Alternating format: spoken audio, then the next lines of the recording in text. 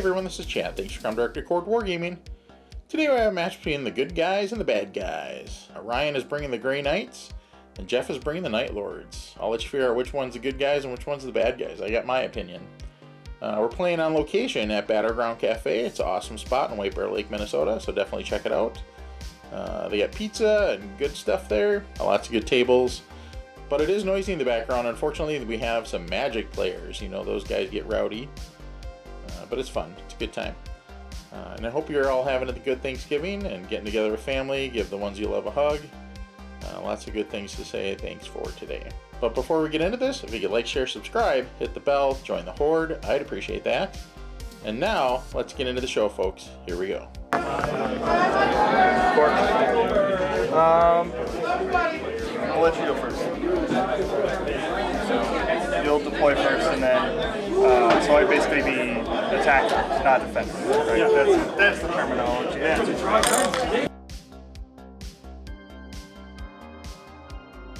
So today we're going to be playing Tide of Conviction. This is mission 31 out of Warzone Nephilim Grand Tournament, Strike Force missions. This is a symbol domination. It's going to be Control 2 to get 4 points, Control 3 to get additional 4 points, and control more objective markers than your opponent controls to get another 4 points. The secondary objective is Overrun, which is a progressive and endgame objective. The battle map is going to have 4 total objective markers, so that's going to be, or sorry, 6 total objective markers, so that's going to be fun. But yeah, this Overrun is at the end of the battle. Each player scores 4 victory points if they control the objective marker in their opponent's deployment zone, and 2 victory points for each objective marker that they control that's in their opponent's territory.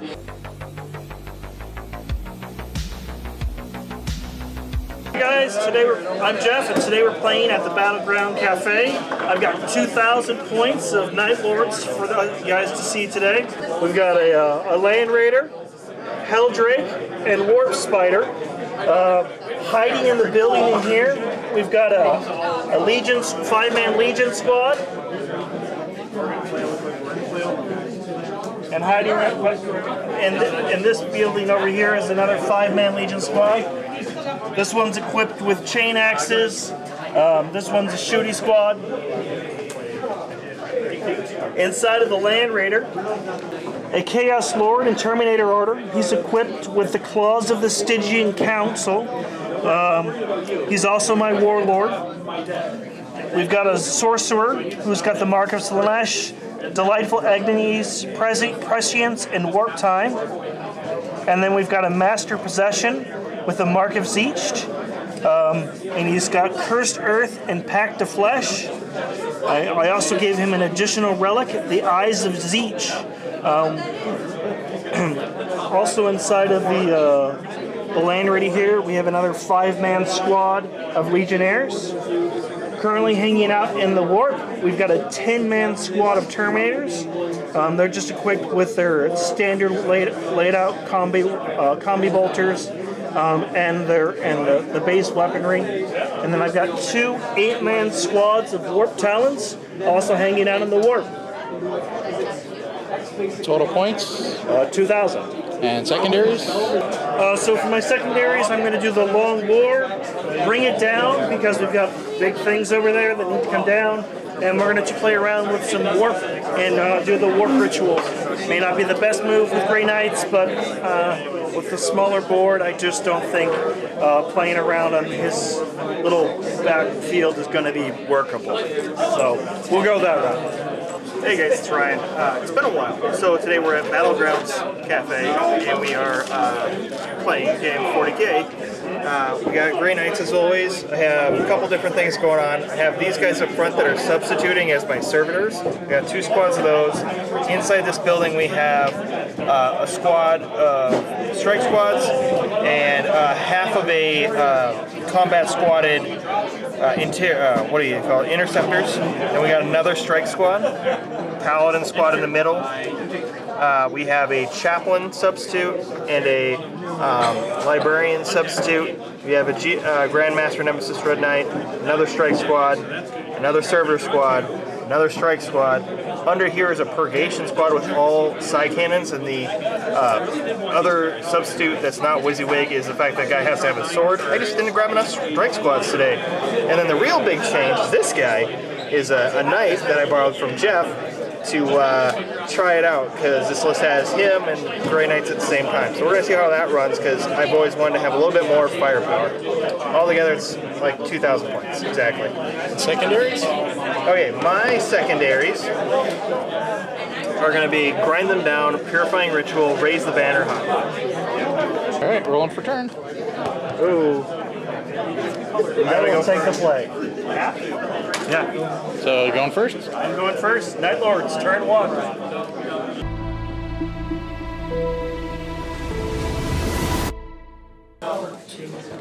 Hey guys, end of Night Lord's turn 1. We managed to get the Terminator blob deep struck and into his front lines, doing the new shenanigans that Night Lords can pull off with bringing a unit in and being able to sacrifice and move things around. It was fun. I enjoyed myself. I'm scared. We went ahead and destroyed this unit here. Purgation squad. Yep. And we stuck in this additional unit here. It doesn't work nearly as well with Grey Knights as it does with other armies. They don't hit quite back as hard. We managed to take off 9 wounds. 10 wounds. 10 wounds off the knight. 10 wounds off the knight. Leave dropping it a profile, which I'm a fan of. Oh, jeez. Which is what I was looking for. And then I also managed to kill off an entire rod of these servitors here, which does give me 2 additional victory points. You were going to mention something about this tutor over here? Oh, the Helldrake basically just blew up one of these guys, one of the squads, and then... Oh yeah, he blew up the servitor models that were over here. Yeah, and then we 40 shots into Paladins was of course a mistake, and I should not have done that, but did not realize Armor of Contempt was a thing. Yeah. So I only lost 1 Paladin and 2 wounds off that guy. All right, here we go. Grey Knights, turn 1.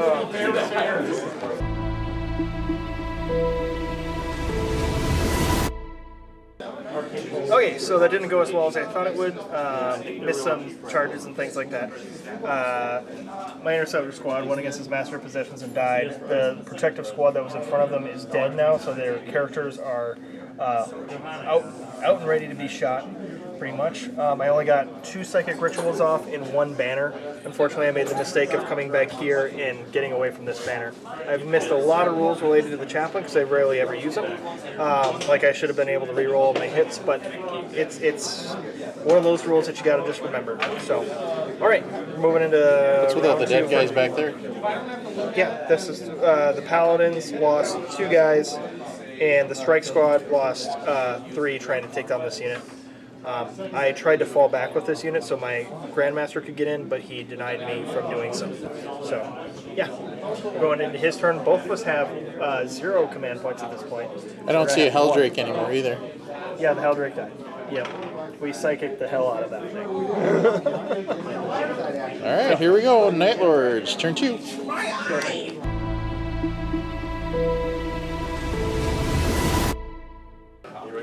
End of Night Lords round 2. All the close combats everywhere. So my other 2 squads that are hanging out of the warp talons dropped down. They managed to get in close combat because they're warp talons, and they had some fun times.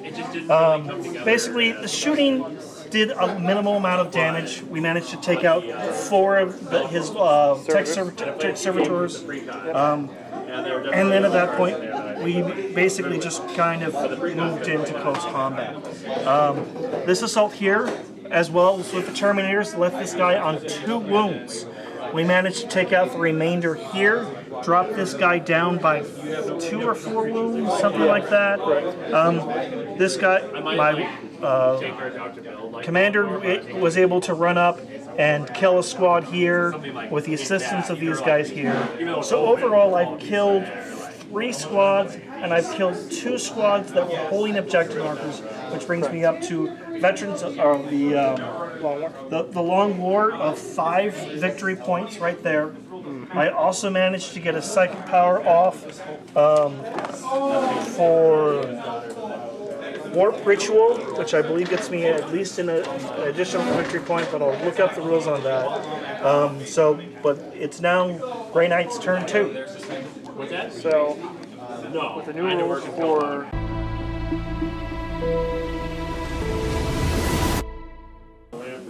So, the night was really nice, but we're going to call it good here. I was able to take out this squad over here and finally get action over here, but that Venom Crawler is going to take out these 2 squads. He also still has a Sorcerer hidden in here. I did kill his Chaos Lord here, but, I have 2 strike squads. My Mortal Wound Librarian, my Chaplain, my Grandmaster Nemesis Dread Knight was still 10 health on it, but he just killed the Knight. He just killed the rest of my Paladins. It's his turn next. He's going to take all of these guys who just did 30 attacks and bring them into here. Same thing with these guys after shooting and everything. So they're going to kill this guy, kill these guys easily. It's not worth playing out the rest of it. So we're going to call it good. Plus, he's already insanely high amounts of command points that or victory points he's already won. So we're not going to finish that. Good game, sir.